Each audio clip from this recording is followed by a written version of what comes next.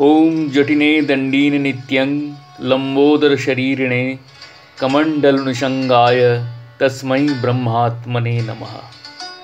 नमः किरणचन्द्राय कैशरानन्दस्वामिने सद्गुरुरवताराय दरवेशाय नमो नमः।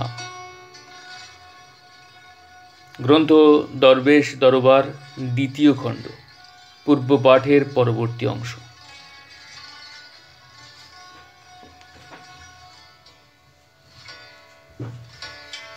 गोसाइयेर साधन ব্যাপারটা সাধারণ অর্থে দীক্ষা দেওয়ার ঘটনা নয়। কেন নয় তা ভুক্তভোগী ছাড়া অন্য কাউকে বোঝাতে যাওয়ার চেষ্টা করা বৃথা। তবে কুলদানন্দ ব্রহ্মচারীজি সাধু সন্তোষনাথজিকে সাধন দিতে গিয়ে শ্যামপুরে যে কটি কথা বলেছিলেন তা উদ্ধৃত করলে এই অভিনব সাধনের রহস্য হয়তো একটু আঁচ করা যাবে। ব্রহ্মচারীজি বলেছিলেন,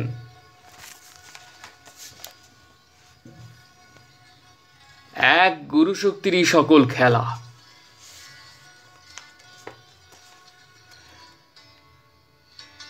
সেই শক্তি যেভাবে কার্য করেন তদ্রূপ অবস্থা হয়। গুরুশক্তি যখন যে ইন্দ্রিয়ে সংস্থিত হয় তখন সেই ইন্দ্রিয়ের অলৌকিক ক্ষমতা লাভ হয়। চক্ষে সেই শক্তি আসিলে অলৌকিক দর্শন, কর্ণে আসিলে অলৌকিক শ্রবণ, নাসিকায় আসিলে অলৌকিক অপ্রাকৃত ঘ্রাণ ইত্যাদি শক্তি লাভ হয়।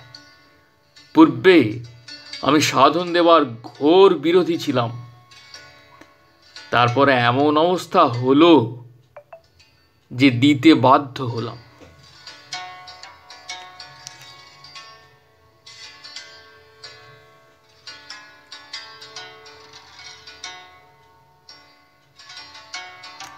আমি সিদ্ধটিদ্ধ কিছু হয়েছি তা নয়,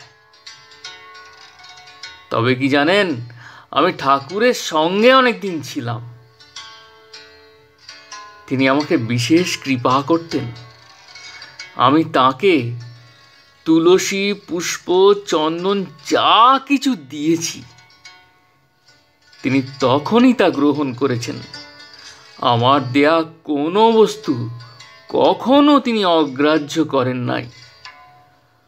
আপনারও তো আমার তুলসী, পুষ্প, চন্দন। আমি আপনাদের তাঁর চরণে তুলে দিয়ে নিশ্চিন্ত হব। আমার বিশ্বাস তিনি গ্রহণ করবেনই।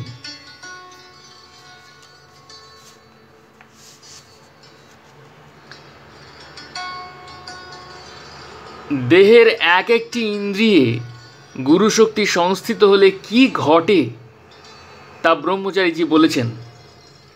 সমস্ত ইন্দ্রিয়ে ও সমস্ত সত্তায় সেই গুরুশক্তির অধিষ্ঠান হলে কি হয় সে কথা মুখ ফুটে না বলে তিনি বললেন যে তাঁর এমন অবস্থা হলো যে তিনি সাধন দিতে বাধ্য হলেন। আরেকটি অভিনব উক্তি করলেন ব্রহ্মচারীজি। জানালেন যে প্রতিটি শিষ্য শিষ্যাকে তিনি তাঁর ঠাকুর পূজায় তুলসী, পুষ্পচন্দন জ্ঞানে তাঁর ঠাকুরের চরণে নিবেদন করে দিয়ে নিশ্চিন্ত হন, তৃপ্তি পান।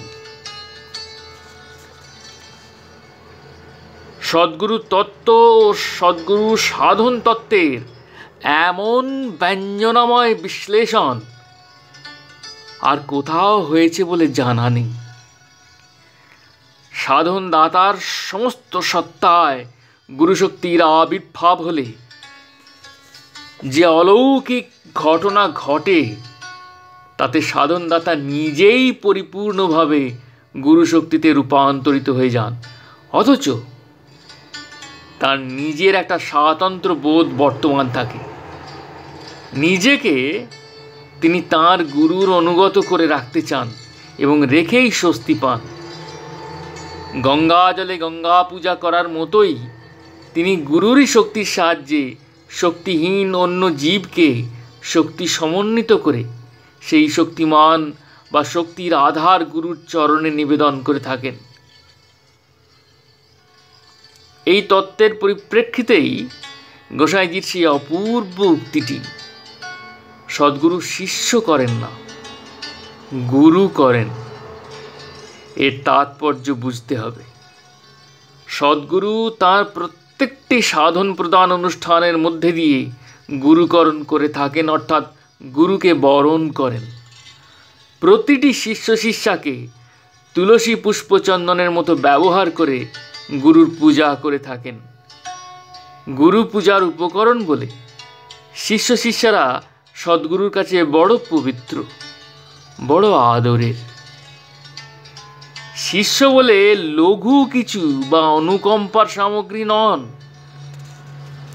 পূজার উপচার হিসেবে শিষ্য শিষ্যাকে জানেন বলেই সদ্গুরু সর্বদাই তাদের সাজিয়ে গুছিয়ে সুন্দর করে সুরভিত করে রাখতে চান ও চেষ্টা করেন। এই চেষ্টা কখনো অসফল হলে সদ্গুরু পূজার ত্রুটির কথা ভেবে শঙ্কিত হন, ব্যথিত হন। পবিত্রতা ফিরিয়ে আনার জন্য তিনি আবার নতুন প্রয়াসে ব্রতী হন। এই সাময়িক অসাফল্যের জন্য শিষ্যদের দোষারোপ তিনি কখনোই করেন না। করতে হলে নিজেকেই গুরুর কাছে অপরাধী করে থাকেন।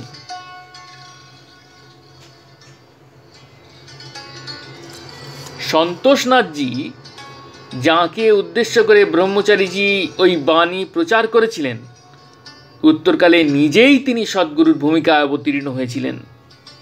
সেই অধ্যায়ের একটি কাহিনী উল্লেখ করলে সদ্গুরু সাধনে সাধনদাতার ভূমিকার অভিনবত্ব পরিস্ফুট হবে।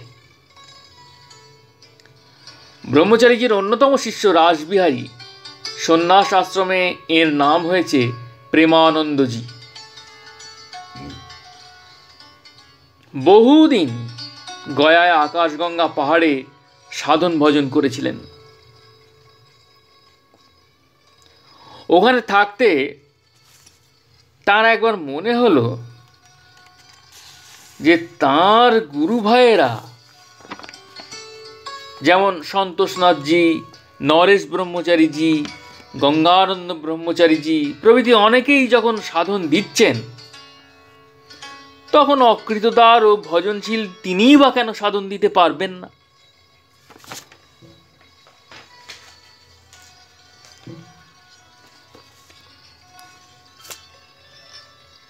তিনিও সাধন দিতে শুরু করবেন এই সিদ্ধান্ত করে রাসবিহারী গয়া থেকে বাংলাদেশে ফিরে এলেন। কিন্তু সাধনের সময় গুরুকে যেসব উপদেশাদি দিতে হয়, সে সমস্ত তার দীর্ঘদিন বাদে তেমন পরিষ্কার মনে ছিল না। তাই ওগুলো একটু ভালো করে ঝালিয়ে নেওয়ার জন্য তিনি সন্তোষনাথজির আশ্রমে এসে পৌঁছালেন। যোগাযোগও হলো চমৎকার। যেদিন সকালে রাসবিহারী সন্তোষনাথজির আশ্রমে এলেন, সেদিনই সন্তোষনাথজি কয়েকজন প্রার্থীকে সাধন দেওয়ার আয়োজন করেছেন। রাসবিহারী ভাবলেন যে ভগবানের কৃপায় তাঁর উদ্দেশ্য সাধনের জন্য আর দেরি করতে হলো না।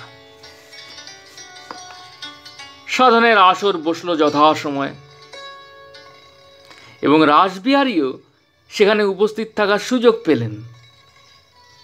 গুরুর আসনে বসে সন্তোষনাথজি কি বলছেন, কেমন আচরণ করছেন, তা একাগ্র চিত্তে দেখে যাচ্ছেন রাসবিহারী, যেন গোগ্রাসে গিলছেন। এসব মুখস্থ করে নিতেই হবে তাঁকে। সন্তোষনাথজির ভাবভঙ্গি দেখে রাসবিহারীর মনে হয় যেন তিনি কখনো কান পেতে পাশে উপবিষ্ট অদৃশ্য কারোর কথা শুনছেন এবং সেই শোনা কথাই আবার নিজে আউড়ে সামনের সাধনার্থীদের কাছে বলছেন। যাই হোক, সাধন পর্বের শেষের দিকটায় প্রাণায়াম শেখালেন সন্তোষনাথজি। কিন্তু রাসবিহারীর মনে হলো নতুন শিক্ষার্থীরা ভালো করে প্রাণায়াম না শিখতেই যেন সন্তোষনাথজি সাধনের আসর ভেঙে দিলেন এবং উঠে অন্যত্র চলে গেলেন।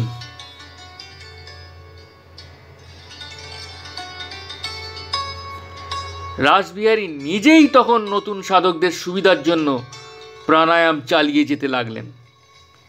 এদিকে সন্তোষনাথজি আসন ছেড়ে যেতে একে একে সবাই সাধন কক্ষ ত্যাগ করতে লাগলেন। কিন্তু রাসবিহারীর প্রাণায়াম আর থামে না। শত চেষ্টা করে প্রাণায়াম তিনি আর বন্ধ করতে পারেন না।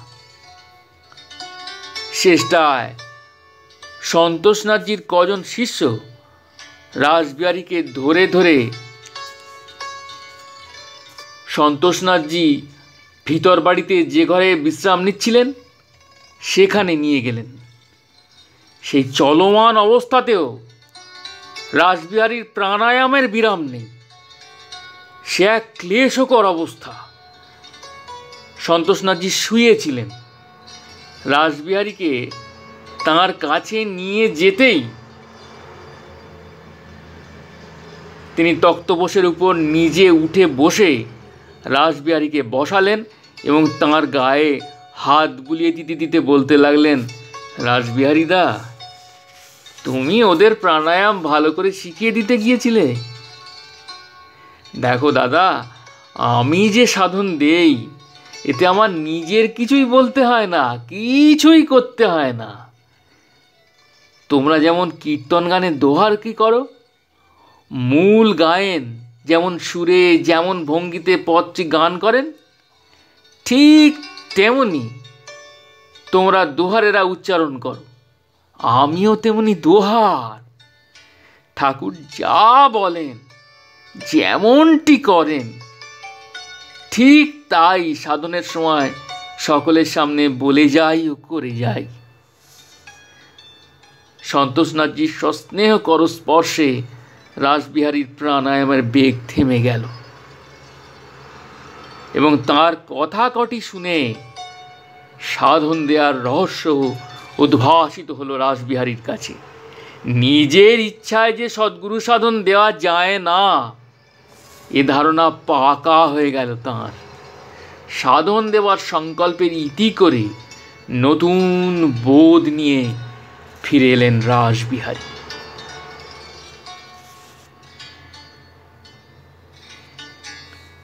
জয় গুরু, জয় গুরু, জয় গুরু।